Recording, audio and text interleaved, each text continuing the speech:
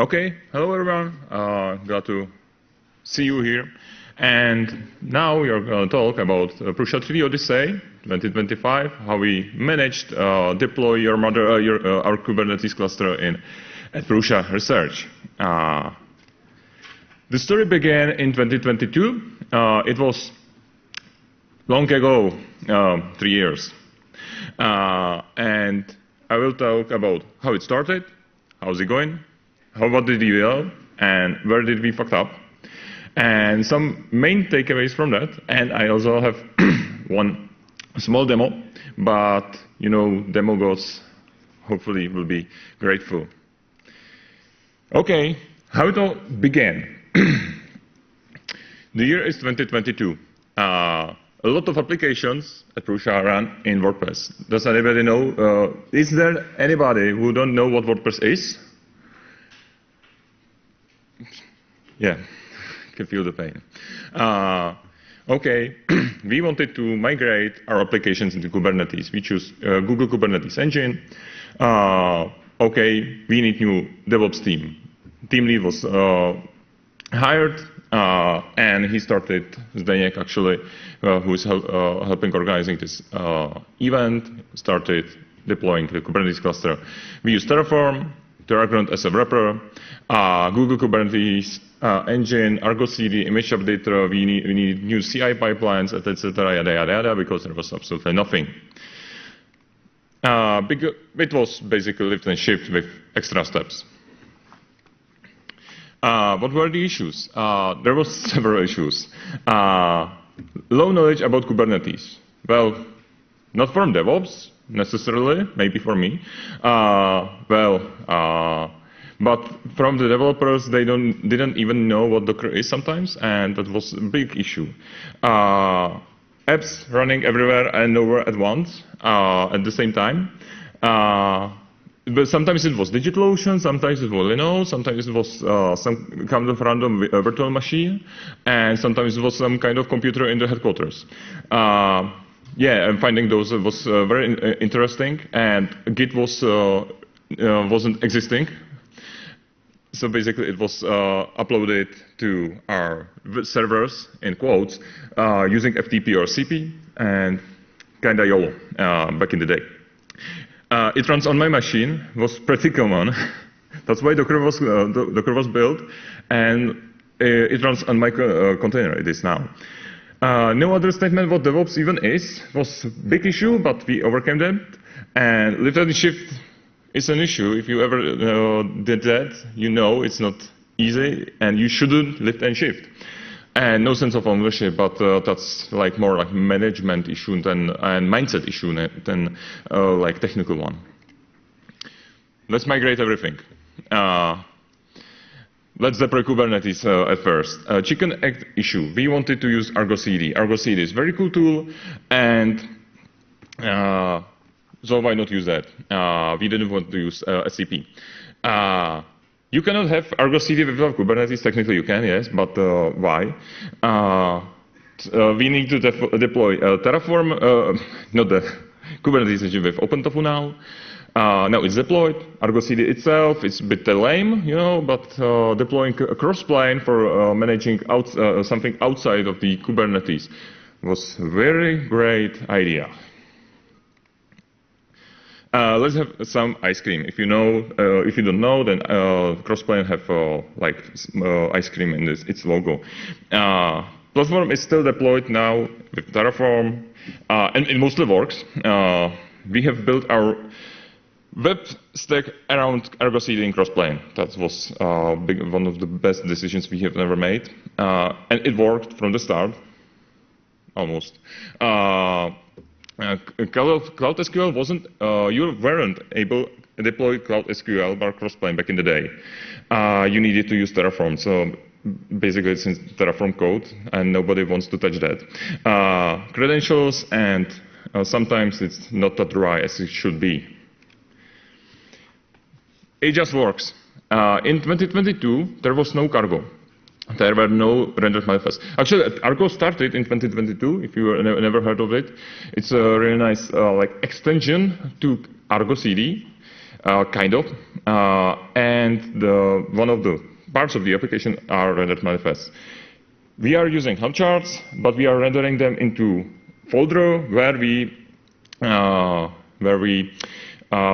point Argo on it and we say deploy those manifests. It's much faster, but yeah, we weren't able to do that back in 22. So we image updater that weren't updated in several years, but yeah, it's still better than a CP write. And now we have to move to WordPress. WordPress is fine. Migrating WordPress. WordPress is very stateful, and basically you are storing the uploaded data in WP content /uploads. So we thought, upload them to GCP bucket. Like that ever gonna happen. It works in theory, but it wasn't working because we have some kind of very nice niche and special plugins that we built ourselves. And it wasn't working. So it's running like stateful set, and it's running in one replica, and we build critical applications on it. And if one replica dies, then everything dies. Actually, we have one application that other applications rely on, and it's built on WordPress. And moving to Docker wasn't that easy as it should be. And yeah, it was very painful, and we migrated all the WordPress application for 1.5 years. Printables. You maybe know Printables. Printables is our 3D model database. It wasn't in Docker, but it was pretty seamless. But after migration, everything was done. It was very nice. It's always sunny in Prusa research. We forgot something. We forgot to switch the NS. So we switched it, and it's still working. Yeah, but it was fixed. There was a kind of issue with accessing the AWS S3 storage. And yeah, it works. And now we even migrated the storage to Google as well. We have eShop. You want to buy our printers, you go to Prusa3D.com. It was already running in Kubernetes, so it's a piece of cake, right? Yeah, mostly. No issues. No, not work without much hassle. I will say that like that, very positive way. And afterwards, it has some issues, but they weren't related to Google Kubernetes and Kubernetes, because this was running in Kubernetes. It was related to the application itself. Prusa Connect. If you are using our printer, you are maybe using Prusa Connect, which is for the managing your Prusa printers via cloud. And it already ran in Kubernetes, but it was deployed by Flux. But Argo CD fortunately supports customize, so it was pretty easy to migrate them without writing new Helm charts. It's enormous applications. It is like 3/4 of our cluster is Prusa Connect. And it's very noisy. There is a lot of traffic. Migration was not that hard in the end, but afterwards I had some issues. Basically, I remember one thing. It was creating this pressure on our nodes because we were running Sentry as well with Kafka. And Kafka was writing on the disk of the node. And it was very noisy. And Connect did something like that as well. And it was very noisy.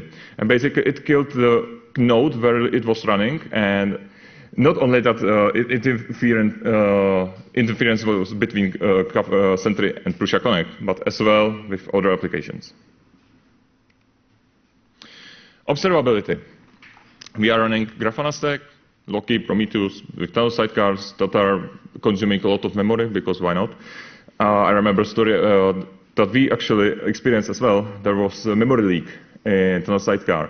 And I was looking at the graph that our Prometheus memory use like quadrupled.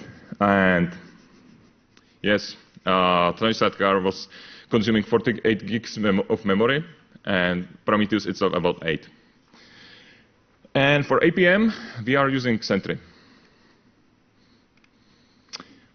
Our platform is HashiCorp, Keycloak, Engines, Cert Manager, Cloud Native PG, GEDA, outbound telemetry is already in progress, etc. Yada yada yada. There's a lot of applications. It's only like first look. I have one small intermezzo for you. What about running Sentry in Kubernetes? If you heard my talk about this, you already know where it's going. Well, Sentry in Kubernetes. Sentry doesn't have official Helm chart. It only has Docker Compose, and the Helm chart is unofficial and driven by community. Yeah, that's something you should be aware about. And if you want to run Sentry in Kubernetes, you should do this. You shouldn't. Because it's not a great idea. It's not a great idea running even in Docker Compose. But yeah. I had long hair, before the deploying of the Sentry, like this tall, and now I'm bald. How is it going? So, we are using OpenTofu, and we migrated from Terraform. What we did for the migration? We deleted the binaries from our computer of Terraform and installed OpenTofu. Pretty easy. We have one big monorepo. I will show you the structure later. It's not necessarily a bad thing, but yeah, if you are new to Terraform, it will be very hard for you. Progressively upgrading Kubernetes. We are running, I think, this version. We are very keen to see 1.33 because there's a lot of changes that we are going to use. Running only 2 clusters, nothing big, and in Google. And random upgrades are fun until they aren't. Yes, thanks, Google. Yeah. Observability, Grafana, very old, mess as hell. Tunnels on its limits. And yeah, Grafana does have a big issue with the airbag, the open source version, I mean. And basically, you can do only a few things to manage the access, and yeah, it's not much easier in the cloud version either, but yeah, the open source version is much more basic. And we are splitting one big organization to smaller ones where you can handle the access much better. And if you are using older Grafana dashboards with Angular panels, then you cannot actually upgrade to Grafana version 11 because it will stop working. Tunnels is on its limits. Migration to Mimir is unstable. We have issue with a lot of data because we need them, of course. And somebody says, so we need a lot of data.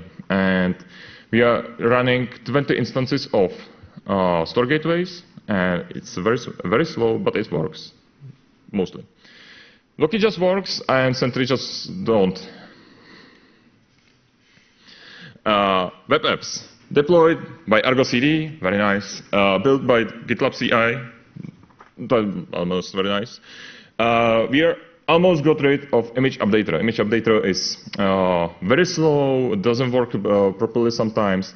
And migration to the manifest, as I said, in progress, almost done. It's not cargo. We have our own solution. Nice talk from Philip, my coworker.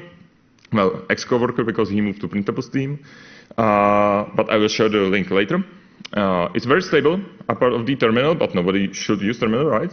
Yeah, there is some kind of issue with WebSockets. And cross-plane developers enhance our experience by developing the cross-plane because it's really good. And there's still new providers that mostly works. What we did well. A part of Google Kubernetes upgrades, GKE just works.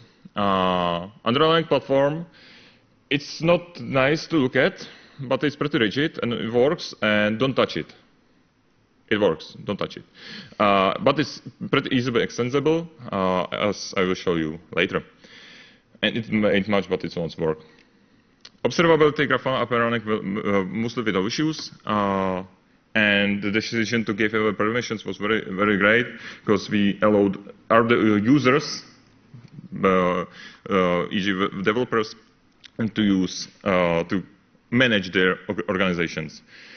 Tunnels is on its limits. As I said, Loki just works still, and Sentry nowadays is mostly stable, but my hair is already gone. Web applications, rendered manifests are much more clear for the developers, as well as for us. Better airbag both for Kubernetes as well for Argo. We are managing airbag via crossplane. Quality of life increased. Applying KISS principles everywhere we can. And it's also sometimes not easy, and it's not even dry. And use of crossplane was the best decision we ever made, period. Where did we fuck up? I am still a bit messy, thanks Google. Still not solved random upgrades, thanks Google. GitLab CI workers overhauled, thanks GitLab. But yeah, that's our issue because we overhauled it and used experimental module for Terraform, which was a very great idea.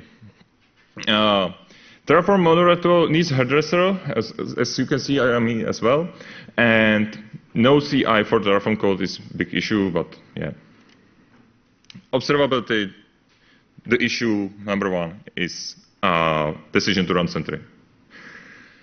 Mess in the folder culture of Grafana can be much better. We have actually 2 instances of Grafana, and they are still not merged. Loki is still on old version. Tunnel store gateway is a lot of resources, and keeping too much of metrics, and not using the stack correctly, because sometimes developers are sending 100% errors to Sentry, and it just breaks the Sentry, and they are not using it at all. So why send something there? Web apps. It took a while, mostly the WordPress, but yeah, if you are migrating anything, anywhere, you just need to think about how much time it will take. It took us 1.5 years to migrate everything, and it was painful. Not migrated applications are messed as hell. We have two applications that are not migrated, but they are not probably going to be migrated in the future because they are really state. Also, getting rid of the old applications is something that you should consider. Maybe I would like to be the Argo be more like Terraform, at least in the code-wise, because I hate myself, and Cloud SQL could be that much better. Now it's time for the demo. Okay, we have this repository of demo, and let's say we have main.go. I will edit it and as a single file. Hello there, General Kennedy.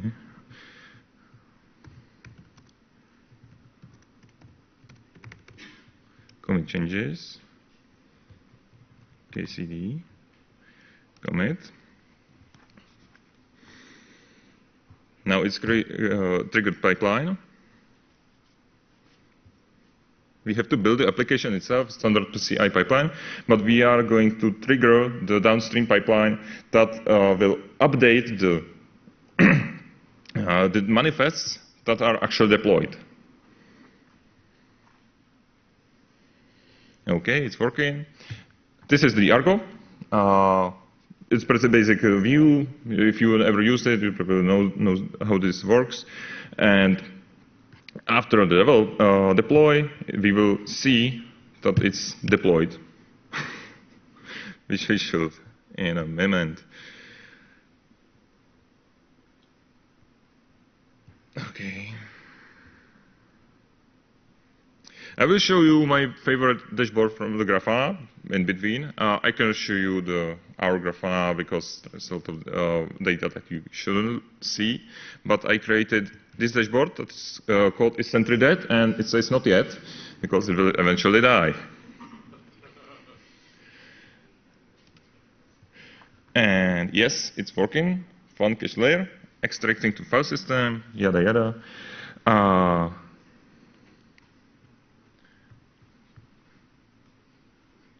The internet is working, hopefully. Yes. Yes, the demo.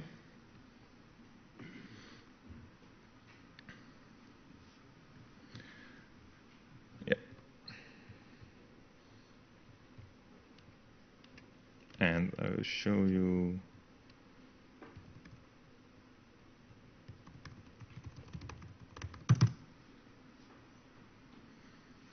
I can show you as well the structure of our Terragrant repository. It's monorepo, as I said.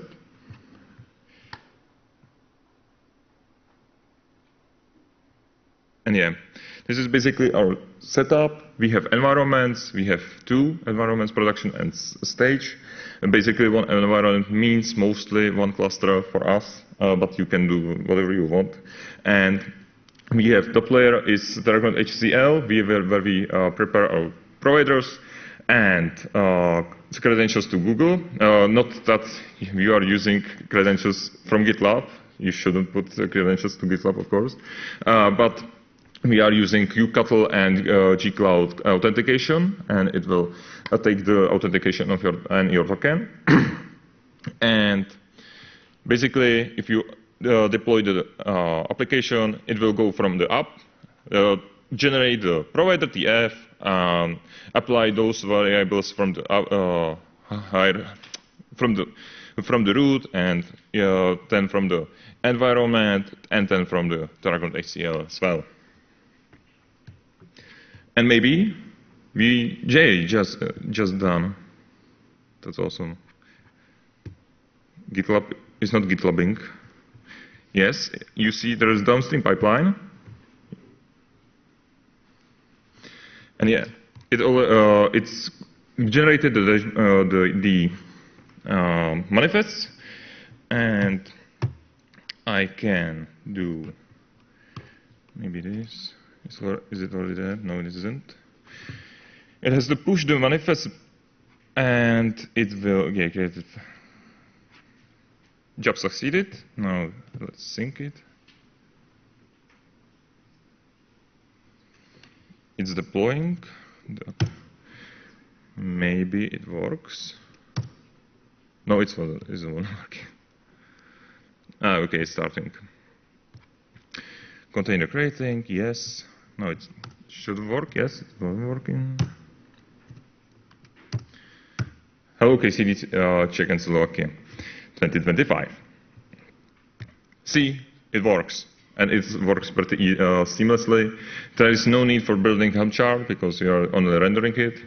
And it's much better solution that we had. And I will show you later the link for the presentation from Philip. Now, what about the takeaway? It's already almost over. First takeaway, don't run Sentry. Second, don't run Sentry. And third, don't just lift and shift. Because it's going to be more painful in the long run for you. And do at least some updates to the applications or something. Migration will take a lot of time because if you lift and shift, you can lift and shift even giant monolith Java applications and run with 60 gigabytes of memory, right? Should you? Good question. Dedicate time for underlying platform, for our platform that is in Kubernetes, in Terraform. As I said, it's pretty rigid. It's not nice to look at because it's Terraform. Everybody hates Terraform. And yes, it's not nice, but it works. And it's chicken and problem. You need Terraform. Technically, you don't have to use Terraform. You can use ClickOps and just click the create the Kubernetes cluster via web UI, but don't do that. Don't run WordPress. Period. I'm not gonna discuss it. Don't forget CI for Terraform. This is one of the issue for us because basically we are running Terraform from our computers. Keep it simple, stupid, and have fun. And those last 13 slides were the takeaway as well. This is the link. You can scan the QR code or just call the curl, and it will take you to my website where are the links for this presentation and for the talk about the center and about the rendered manifests that we are using. And that's all. Thank you very much. We have a question. How are you injecting secrets with Secrets Manager? Are you using external secrets operator or injecting them in Argo CD through something like Argo CD Vault plugin? We are using external secrets that are connected to our Vault, of course, and basically when you just give it reference to path and it will inject them to secrets in Kubernetes. And with Terraform, it's much easier, just create it via Kubernetes secrets.